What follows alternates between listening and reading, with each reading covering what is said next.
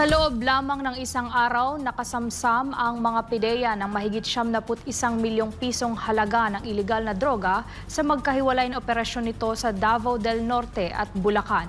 Narito ang balita ni Paul Montibon.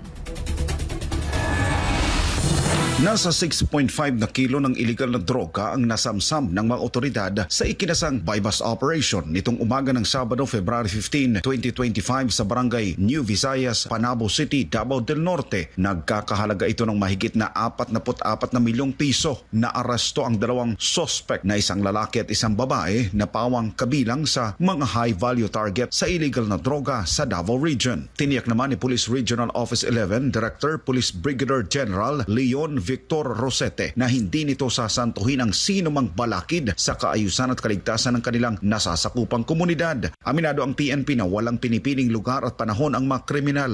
Sa kaparehong araw rin ng Sabado nang mahuli ang 5 suspect sa isa pang bypass operations ng mga tauhan ng PIDEA National Capital Region sa barangay Tikay, Malolos, Bulacan. Nakuha mula sa mga suspect ang humigit kumulang 7 kilo ng shabu na nagkakahalaga naman ng mahigit 47 milyong piso. Kinilala ang mga suspect na sila alias Joyce, 46 anyos, babae, walang asawa, alias Kaloy, 41 anyos, lalaki, may asawa, alias Carl, 19 anyos, lalaki, walang asawa, Christy, 21 taong gulang, babae at walang asawa, at isang alias Rus, 20 taong gulang, isang lalaki, wala namang asawa, na pawang mga residente ng Malolos, Bulacan. Ayon sa mga otoridad, nakasilid ang mga iligal na droga sa brown gold na foil packs na may Chinese characters at may nakasulat na Frizo Dry Durian. Bukod naman sa mga droga, na-recover rin sa mga suspect ang cellular phones at buy-bust money at mga ID. Naharap naman sa kasong paglabag sa Section 5 at 11 ng Article 2 ng Republic Act 9165 ang mga suspect. Para sa Diyos at sa Pilipinas kumahal, nag-uulat Paul Montibon,